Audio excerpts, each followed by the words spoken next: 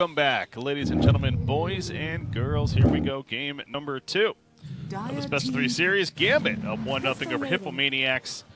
Of course, with the no-one stand-in out of VP. Definitely helping things there. It's just no doubt. At the same, I mean, Afro9 is obviously a fantastic mid player himself, but again, there's argument to be made that no one's one of the best mids in the world at the same time. So it's anyways, we've already had that conversation. 10 seconds remaining. Yeah, for the new viewers and spectators here too, you know. There are. Yeah. 5 seconds remaining. Most definitely, I think. I mean, nothing to take away from. Was it Afro9? Yeah. But you know, you got VP no one. He's a multiple TI attendee player. Attendee. I'll tell TI player. He's been to TI. 4-time major champion here. So I mean, last season, hands down, and then hands down top 3, top 5 mid player in the world as well. So. I mean, you can see this game, though. Anyways, moving forward to this game, they did switch things up quite a bit. I like Hippomaniacs' picks this time around. They finally got rid of their Centaur, IO being one of the more broken heroes, especially for these CIS teams. But respectable bans on each side. They're switching it up quite a bit here, you know. And then they're also removing the Treant and Phoenix from Hippomaniacs. These are all respect bans both arounds for both teams here. All around for both teams. Is it both around? Radiant team back. Yeah. Now that you've had this team and Hippomaniacs play several matches in this event, you have more research on them, right? Where, again, when Alliance fought them the first series of this tournament, there was little information on them because they qualified for the open qualifiers, and we've just never really seen these players before. So, but yeah, you mentioned those Keeper, the Phoenix bands. We saw that in success throughout the group stages already. 10 seconds remaining. Definitely, as the series are developing, you can actually see, you know, like you have one slip up or a couple slip ups against Hippomaniacs. You know, teams.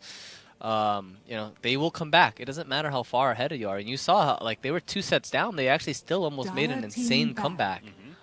Despite, I think, despite Gambit's, because I'm looking at ex-ferzee. I know, the name still throws me off too. Yeah. Despite Gambit having such a huge advantage and, you know, hero advantage as well as the game, you know, progressed. But, yeah, I mean, they are still kind of going back to their comfort picks. They are very comfortable with this Axe, but for the Axe teams they did play, most of them, it was against PL. But this time around, they're going up against Ursa, which isn't the most ideal hero you ever want to play against. Yeah, Ursa's like, thank you. I'll hit you, sure. I mean, what he really would want to do is probably just lane skip for the most part, and that's how he'll do well and kind of snowball his game. But even then, like, Ursa scales against Axe all game long, despite his strong Berserker's call. Like, if he gets the jump on him, like, he's going to bash him to death and, like, combo him once. Top of that, the Ogre Ursa, you see that a little bit more frequently. It's pretty strong after your overpower. Then you still have the bloodlusted attack speed, and you're able to chase them down much easier. 5 seconds remaining. Venomancer banned from Gambit right away too. Of course, we even saw in the previous series, very good against Ursa. Not going to give them that chance. I'm also wondering if they ban the Morphling here. They're not going. Did they ban Weaver? Remember last game they banned Morphling? And yeah, they know that they understand they're going to have lack of lockdown here. You know, when you ban a Weaver like that, you want to have like some sort of like, I mean, they can see with like it's pretty good versus Ursa, pretty good versus Ogre, because when you go on Ursa with like a Weaver, for example, it's you don't want to waste your first overpower on trying to kill the bugs. You know, you want to be able to jump into someone. But if Weaver does that, it's just like you disjoint this Ursa for the next like 10 seconds or 8 seconds, whatever's, I don't know, his overpower cooldown, but whatever that cooldown may be. And because of that, like, and then he's not able to jump. And if he jumps without it, it's just he's like a creep. He doesn't do anything. Yeah. And you don't want to waste your overcharge from it either. I don't know. I don't even know. I'm just making us Empower. I don't know, man. What's his spell name? I gotta learn names, like spell names now, being a caster. Enrage, dude, and Overpower. Gosh. I was gonna let you learn yourself. I definitely knew. No, you didn't. You didn't even back me up here, man. Any hero and any spell name, and I'll just or any key binding, and I'll give it to you. I'm just a encyclopedia over here. Are you now, huh? You're gonna test me now. Yeah, test you. Third pick for Hippomaniacs. All right, Pengoler spells. Let's go. It's been a while. Damn. Okay, I got you there. The first one. No, Swashbuckle, Shield Crush. And then Ultimate. His passive is like Heart Piercing or something like that. His ultimate is Next. Rolling Thunder. That's Holy what it crap! is. You Yeah. actually got. No, you're looking. No, just kidding. I wasn't looking. All right, good. You are takes a little bit. encyclopedia, Yeah, a little bit of process, huh? Radiant team pick. Haven't seen a Pango in a while, man. Did I just hear Dark Willow? Yeah. I like that. Good versus Ursa. Control over him in team fights. We can always have that. I've seen it where like you get a Berserker's Call, then you run and then force them into the Bramble Maze as well. And you generally don't want to do that, but if it's against an Ursa, you might want to. Yeah, I suppose 10 maybe something like seconds Terrorize remaining. interaction could come out too, but Mm-hmm. either way, it's just good to have. 5 general. seconds remaining. Yeah, Dark Willow makes sense here for Hippomaniacs. That with the Crystal Mania figure, it's going to be more of a 4 Dark You have Willow. more damage too for the axe, so when you using the Berserker's Call, you catch someone, then you have a follow-up, which is Dark Willow into his Bramble Maze and his Shadow Realm. Terrorize. Yes. Terrorize the ultimate, yeah, Shadow Realm to get that big Dire auto attack team off, up. and then Cursed Crown being the stun. Learning spell names here, you know, it doesn't matter how long you've been playing Dota, but like, you know. You just call it Q, W, E, and R, right? Like I don't even use QWR, I just say that. I'm a legacy user, man. Oh, okay, So- okay. Really old So school. my axe is like ETCX. Oh, gosh. C- You still use those hero-specific bindings? Yeah, no, CM is like 10 seconds remaining. CVT. Really? Ursa is like Because Five that is seconds like remaining. Warcraft 3 right there, I know, but Ursa's EVT, and then Lesh is like T for like in order. Stun is T, Edict is C, G is Lightning, and then V is that's Nova. so weird to me. Yeah, I see. I can remember all of these, but Habits, hard to break. I know it's the same thing for me in some other games too. But don't flame Legacy, guys. RTZ uses to your boy, your fan favorite here. I got my items still that I use from Dota 1 and Han, even the Alt Q, Alt W, Alt No, E. what was Yes, funny sir. was some of the Dota 1 players that transferred over to Dota 2. I know like Melik, for example, when he first played Dota 2 for like the next 2 years, he was still using the numeric numpad? numpads. Oh, gosh. Yeah.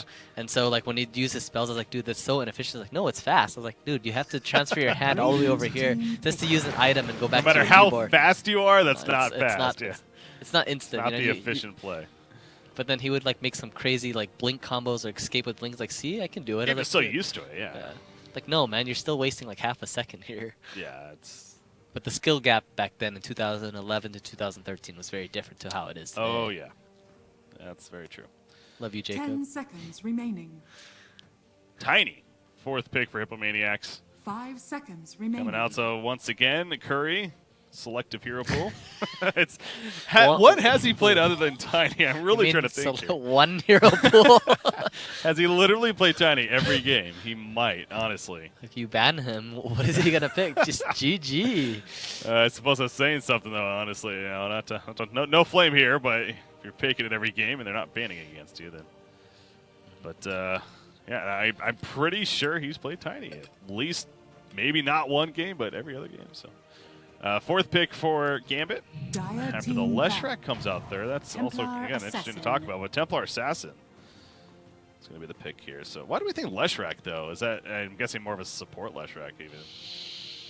Yeah, I mean it's open for a support for sure. Why Leshrac? Man, don't ask me, man. I don't know. All right. Maybe some. Fair enough. I'm just kidding. Maybe just some damage for the Dark Willow.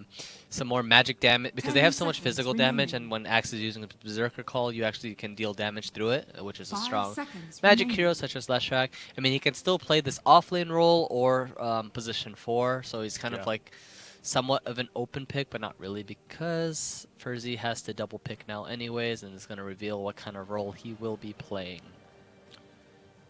All right, well, we'll find out soon as well. Radiant Enigma, team back. final ban for Hippomaniacs, so they still believe that they need their offlane or even. Yeah, they have double melee cores right now, so Enigma was very ideal for them.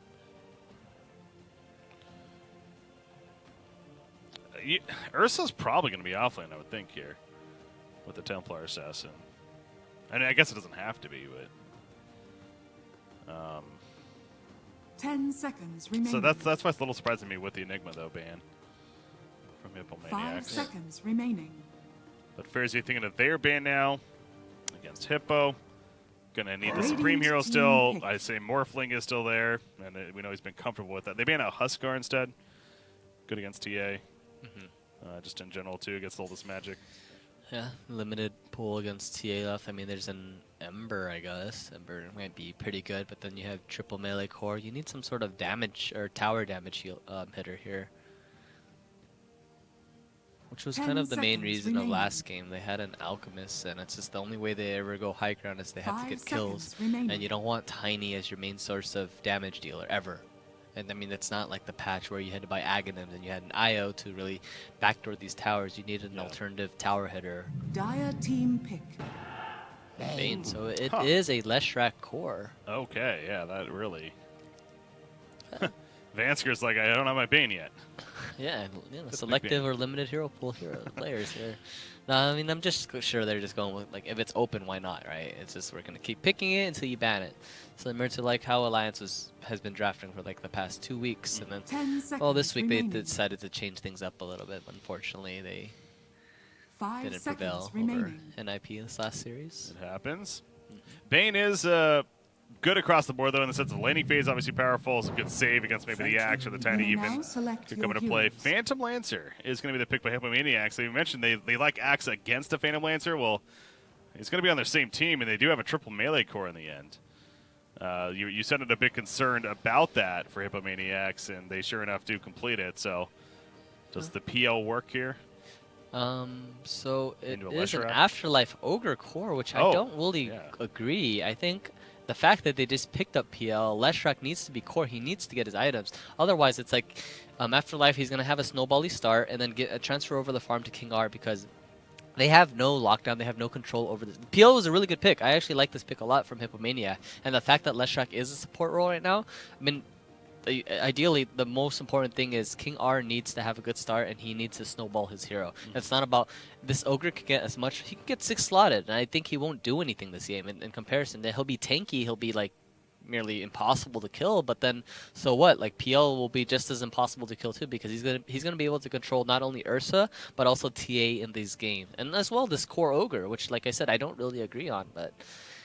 I mean, he will win the lane. This core Ogre will help you win the lane, but I think anything this core Ogre is going to do in the laning phase, even though he's being prioritized in the farm, Leshrac can do just as much, and if not better. Like, Ogre should be the one focusing on the zoning while Leshrac can farm. Leshrac getting this fast level, like Ogre's levels doesn't matter, but if Leshrac gets his fast 3 while Ogre's still level 1 and being able to zone out their core and enemy, then Leshrac can start spam, like he'll get this fast arcane boot and constantly spam this lightning and then this follow-up stun with the Ogre stun. I mean, it makes sense, and that's why I'm a little surprised again to see the Leshrac in the hands of King R here now. Doesn't 100% mean he's going to be that support, to be fair, but or if anything, Ogre early, but then Leshrac eventually takes over. But yeah, against the PL specifically. But at the same time, in Gambit's perspective and their defense, what they want to do, they want to play this very fast-paced Dota and this they want to build it's a snowballing lineup, right? TA is gonna fast farm his Deso into his Blink Dagger.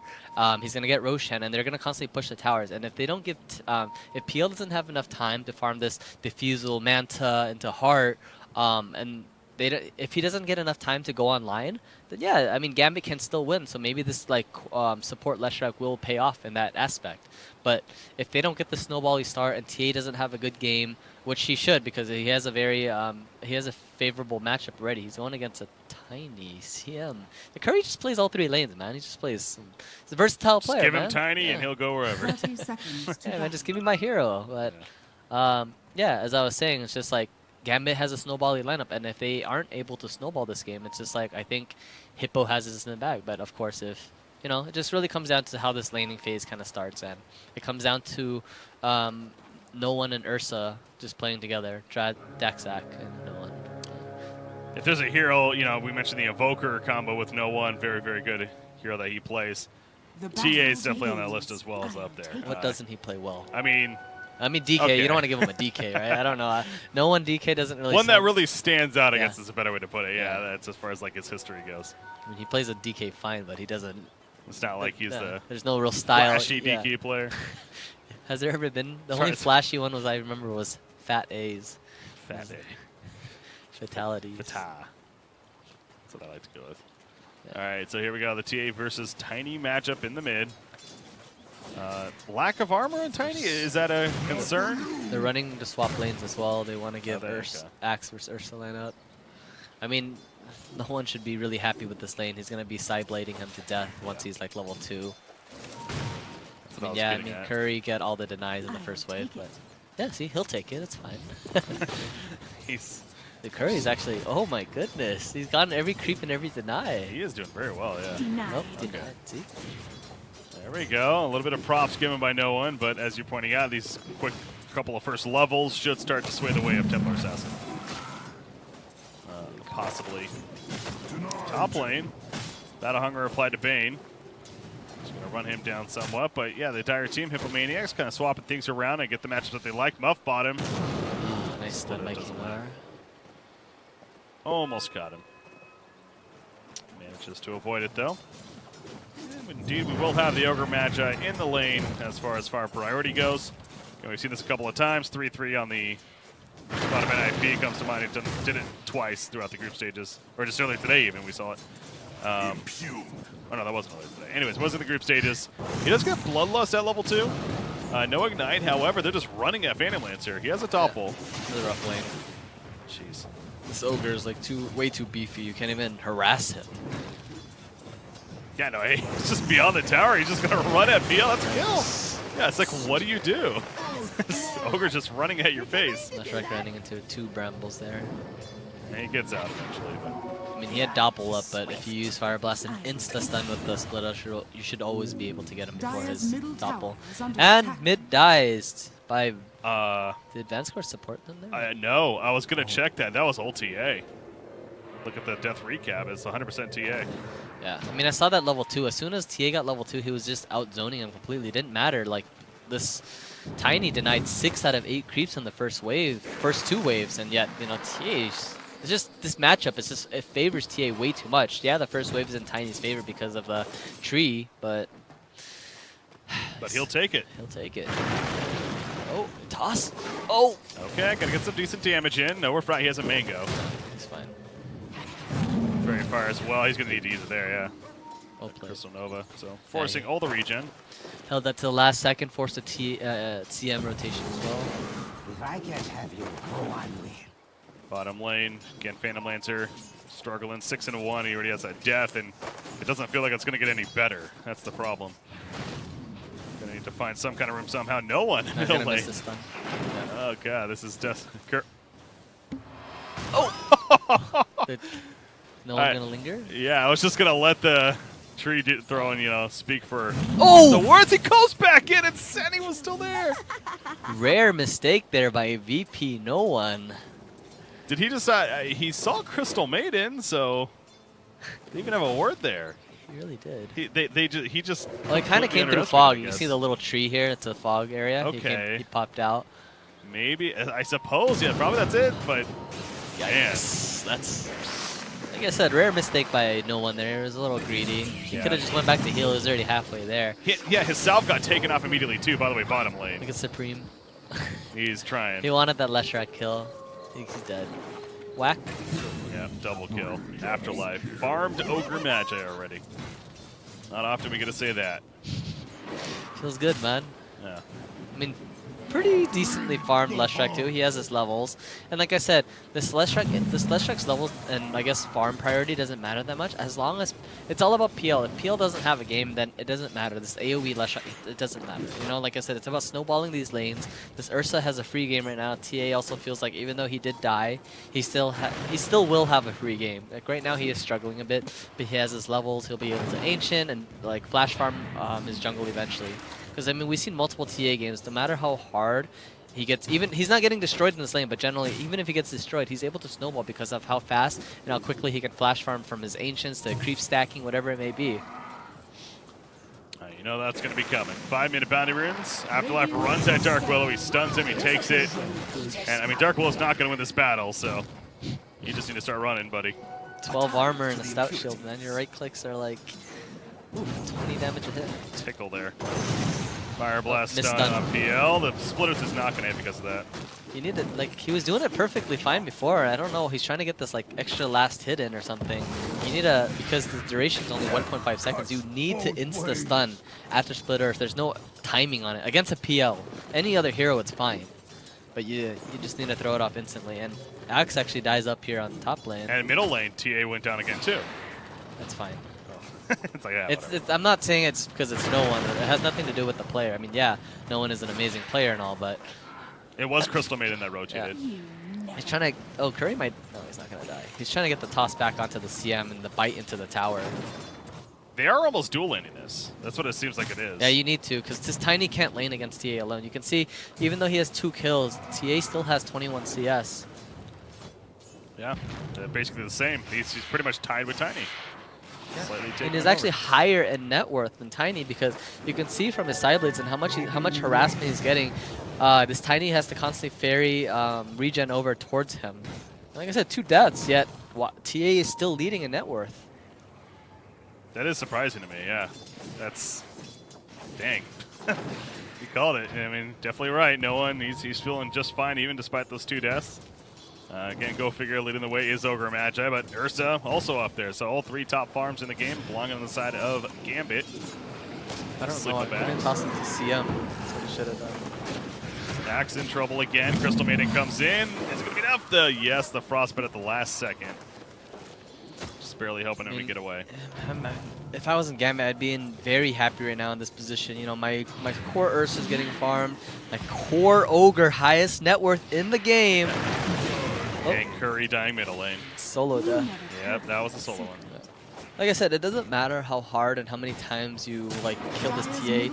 Like as long if your support's not there, Tiny's just gonna die. Like, I mean, he can kind of avoid it, but at the same time, side blades are generally pretty hard to avoid from a melee hero's perspective. There's that Split Earth combo. On top of the double multicast, the wand into the doppelganger, more so the stick even. They're trying to find the real one. The real one's to the right. Now they get distracted by Dark Willow, though. Yeah, they gave up on hope on that one. Yeah, they're like, fine, we'll just take the Willow kill. Which they get. He could have got a Shadow Realm off, actually. I don't know why he didn't. Because he didn't insta-stun from Leshak. That's this, it's the same way interaction as Shadow Realms and Doppelganger, both spells from instant. So he should be able to put his Shadow Realm in, but instead, I don't know, he didn't spam it or something, I guess. Either way, it goes down, and this is one of the rougher starts we've seen this whole tournament. I mean, Gambit's just 4,000 net worth lead already. Illusion None of Juke. the lanes are going good. Yeah, which one's the real one? They finally find out. Fire Blast, no multicast, not needed. It's just the perfect combination. Fire Blast into a splitter. Doesn't get any better than that. Ogre's 4,000 net worth almost. He's the highest net worth in the game. Dude, I'm it telling just you. looks so funny, you know? This is the new meta, like these offlane ogres. I mean, it's good, obviously. You know, when you get these Arcane Boots into Aquila, eventually Aether Lens, he just does so much damage with this Fire Blast. With the, you know, level 6 talent these days. We saw 3-3 get a Shadow Blade on Ogre the other day. It kind of made sense, to be fair. Gods was making the point that it was because they were lacking a little bit of getting a jump on an Ember Spirit, I think, on the other side, and so Shadow Blade in and jump in. So you're banking on this multicast, right? Otherwise, you're just going to get a 1.5 60% multicast there. Do not disrespect that. If you're going with probability on winning, you know, I don't know, man, on your spell usages. Templar Assassin gets stopped there. Cursed Crown. What's no one doing? Yeah, well, he's got teammates kind of coming, I guess, but now they're going to get combo together, although the Split Earth lands. King Art gets away. No one's still going in. He wants this dead muff, and he might get it. One more auto attack needed. Another Frostbite, another Cursed Crown. Going to be stunned up. He does get the kill, but at what cost now? Here comes the Fire Blast save. The double multicast on both the Ignite as well as the stun. Curry is going to fall. No one stays alive with the Refraction just enough, and now Supreme, he cannot do a damn thing other than run and hope for the best, and that's not going to work. Double kill. As I was thinking, what was no one doing? But, you know, I'm no mid player. No one knows exactly what he's doing He knows here. his limits. He's got faith in this team here, his team Gambit Esports. Yeah, I mean, generally you just want to sit back and farm and just chill at TA, but not this guy, man. He wants to look for kills. He understands the strength of his heroes and pushing it to the limit. You don't see that often, where a TA is roaming with his team, chasing heroes down, utilizing his traps. Before that first item, at least. Which he doesn't. He is going the Deso, but yeah. He doesn't have any items. He doesn't have a Deso or a Blink. Well, here it is. Tiny There's a is Blight the toss. It's a toss away. Alley-oop. Will it matter? Oh, this is overextension of ego. The tower's helping, yeah. This is some CIS plays here. This Oh is, no, they know what they're doing here. Oh man, they You- knew their team was Stop wrapping around second here. guessing, Demon. They know what they're doing. It's not the other team, right? Or they're just it was just chaotic all around. This is all tactical here. They This is looking like the most one-sided games I was saying. This is probably the most one-sided we've had in this and event. you can tell that there is communication. They're like, let's keep diving. Let's force them to stay here, not be able to run back freely. Bait them using spells on us because it looked like Ursa was gonna die, but little did they know, like Leshrac was coming up from the sidelines here. Yeah. Even I see the whole map, and I didn't notice that. Go figure, man. It is just brutal for Hippomaniacs. Nothing going their way. It's like, where do you start to come back? You have your position for Leshrac at 2,400 gold right now. In comparison, like this PL, position 1 PL has 2,100 net worth, and it's just... This is what I was talking about. Like, you know, they're going to snowball the lanes. As long as PL doesn't have a game, like, it's going to be in the bag for Gambit. No one has a refraction. He should be fine. No? 5 mana. He's good. No, he does. He has intreads. It He's might dead. turn. He's dead. Leshrac coming in, toss away from Curry. There you Alley-oop. go. Kinda helping his teammate out there. I love watching Curry play Tiny, though. It's just... He loves to use that toss on teammates, yeah. He does make clever use of it. Bottom, Axe almost has a Vanguard, so again, trying to be a little positive for Hippomaniacs. In fact, he has a Vanguard, so there's that. I mean, a it won't matter tougher. much because Ogre having heavy magic and Leshrac as well, so they can do quite a lot of damage on him. There's no one TA coming in. You don't want to use your stun because it's going to call and TP. Yeah, is that going to work? He didn't even get no one. Oh, they actually could have got him. No one just canceled his attack. Yeah, see, that's what the tip was. He's like, yo, nice canceling your attack. Thank you, bro. Thought he had him, yeah. No, because it's only level 1 call. Like, if it was obviously maxed out for Okay. sure, but I guess, like, no one he was like, oh, wait, this is a level 1 call, and that's why he turned around. But he would have killed him 100% if he didn't make that little turn back. A Vanguard also helping mitigate the damage and maybe throwing it off guard a little bit, but yeah, either way, gets away. He said, explaining every tips here. Just let me know. Holler at your boy here. Dansker. He may come out here eventually, but no, he's just going to run. And what we find there, Desolator's almost done on Templar Assassin, so it goes back to, yeah, no one's 5-2-2. He's been roaming around with the team getting kills, and that's before he has that enhanced damage to work with. PL, bring it back with a brown See, boots. bottom lane here, it's just they're chasing him down with all this magic from Gambit ex-ferzee. Missed stun, unfortunate by King R. Level 2, I don't think it would have killed him. Dyer's fun with bottom it. tower is Hey, under attack. missed the kill. You don't deserve this. Yeah. Oh, oh, so King too R's like you soon. were saying, although maybe not. Okay, gonna force a Could have shrine. ultied him. I don't know why. 250. I guess he didn't see his HP or something. I think it was a case of like if he went in, he might have died himself. So he's being very No, there's no way he died there. iffy. but I think he didn't want to waste it. He didn't think his HP was low enough because he canceled his ulti. That's the thing. Oh, did he? Even? Yeah, Oh, I saw didn't him. notice that. Okay. Yeah. But he actually did have enough damage to kill him. Dyer's top tower is under attack. Well, they both get away from one another. Oh. Link finished on Ursa. Multicast. I can't wait until Ogre's level 12, man. The triple multicast. What is the percentage? 30%. 30%. That's still pretty high. 30, and then 15 at level 18. For 4 times, that is. 15%. 60%. I remember when they made it. It's been a little bit now, but yeah, they used to be. It definitely was lower, like skilled, I think, at the 2-time multicast. But either way, There's a snowball we're talking about. Deso finish, Aegis. They're hitting their timing here, and PL is just barely finishing his Aquila and his boots. Not even Tread's finished yet. Still, Leshrac still higher net worth than his PL. And as long as like Lesh is on par with his PL, it's just I don't know. It comes down. The only play they can really make is waiting for this Tiny to finish his Blink Dagger, getting a couple kills, and then with those kills, Axe will be able to finish his Blink Dagger. And these two and the rest of these 4 heroes need to constantly play together and make space for this PL. PL should not join any team fight. not trying to, but he just got jumped over the top lane by Ursa. Bottom lane, they might kill the Ogre for the first time this game. I say might because it's not guaranteed. Terrorize. He's fine. Calling the back lines. Unfortunate. That's Ursa beating on him. Saberlight very likely dead here. They kill Curry as well. They do take out the Axe. And yes, indeed, Ogre survived that whole time. Oh, afterlife. Oh, Vanscore with the sick grip here. Dyer's top Catching tower Willow. is under attack. And then no one cleans up as well. That's 4 dead in favor of Gambit. It's just what more else is there to say? Like Gambit domination. So as I was saying, these 4 heroes. Oh, Supreme.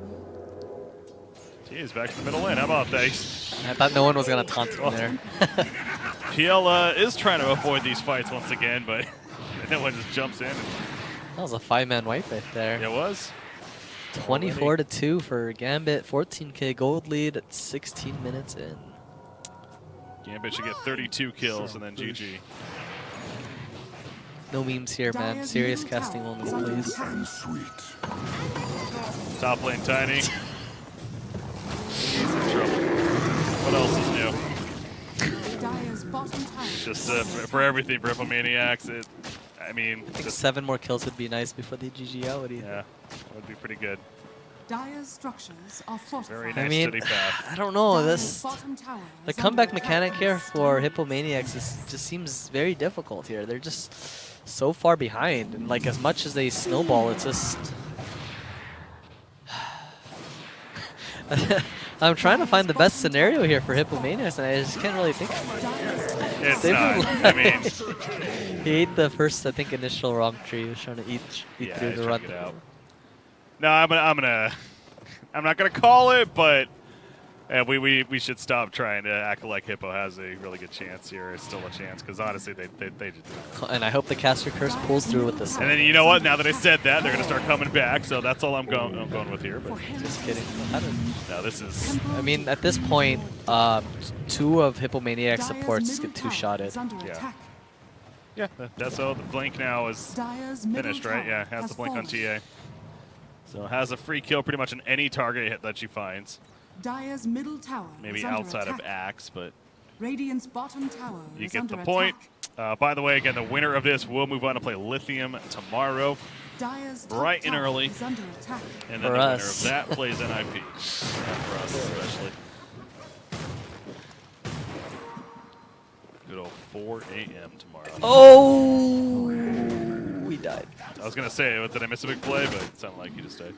Almost. TA, Dire's top tower on a is run. under attack. Is Aegis, right? That's an Aegis, so it's still whatever, really. They need to run after this. They can't even commit. Yeah. Saberlight? Axe is dead. Oh, no one's gonna do it. Yeah, Two-shot. and now they send TA back in for the 2-shot. Dire's So it's top almost like that was tower is planned. under attack. I think Tiny gets Gonna kill the trap first. Like, no, get away, trap. one more kill here, man. We're going for the memes. Do it. You think they'll Do GG it. out with that? I hope Hippo. No! Oh! One more, come on. Oh, man. Dire's Ruin middle everything. tower is under Anyways, attack. Gambit's victorious. That's what matters. Yeah, that's obviously a stomp there in game number 2. Hippomaniacs, the road is going to end here for them, but obviously great effort. This is a team we knew nothing about going into this event, and many people didn't, for that matter. But now we know a little bit more. Recognize the name, and we'll see if they participate in more events such as this one. That'll like this one moving forward. But for now, they're done. It's Gambit moving on. Hype. I mean, there's not really much to say. Last game, just they won from the drafts alone. The game just kind of concluded around one hero, PL, but with the amount of pressure that ex-ferzee is able to pull off on them, he had no game. This PL had no game whatsoever. They had no real answer for TA. Like, yeah, PL was their answer for TA, but you can't control a snowballing TA where he has an absolute free lane. You have to constantly rotate your supports over, and when you do that, you're going to lose the other 2 lanes as well. And I don't know. Just the lane matchups that they had for Hippomaniacs for ex-ferzee is just, I don't know. They didn't have an answer, and I think it was just they lost from the drafts alone. You see the bracket right there, kind of. The idea was that you would put Gambit in place where the empty spot was. They're going to play Lithium. And the winner of that goes on to play NIP, as we found out from earlier today. So these events are fun, though. It's, again, a $50,000 prize pool, so some good money on the That's a line. lot of money. That's some decent money. I wouldn't mind it myself, but, the players deserve it, of course. It's going to be NIP, facing off against one of these 2 other teams that remain. I personally haven't got the chance to see, neither one of us for that matter, to cast a Lithium this event because they played on the day that we actually had off from this event, the one day, go figure. They played their 2 matches. So I've seen them before, of course, but I'm excited to see how they do tomorrow. against Gambit, and which VP player they'll be playing with tomorrow as well. 16 hours from now. About 16 hours from now. You think Pasha is going to step in for VP, or are they going to go with No, Roger I maybe? think I'd be pretty happy with no one here. I mean, Keep no one this time I'll around? keep no one. You know, Ramsey was like, no, you know what? Okay, Ramsey, we're gonna go with your boy no one. You know, can you give us, no one's contact here? Yeah, maybe. Hey, maybe they'll ask for Pasha too, another VP player. It's all of a sudden like 3 VP players show up. They're like, all right, cool, I guess. You guys can only have 2. All right, all right. Fine, we'll stick with the rules, No, but either way, obviously it's been a good team. It's a little bit of that asterisk, sure, but hey, that was allowed, and no one definitely helped them, no doubt. But again, the road is over for Hippomaniacs. Gambit moving on. We are done for today, so we'll be back tomorrow as mentioned. Anything else before we wrap up here? Thanks for all the viewers watching and supporting the stream at BTS Beyond the Summit. Having fun here. And enjoying our cast by Breaky and DeMoN Dota. DeMoN Dota. All right, so with that said, I'm BreakyCPK, joined by DeMoN himself. We got our final day going to be coming up tomorrow. Again, it's Lithium versus Gambit. The winner plays NIP. 4 a.m. Pacific. We'll see you then.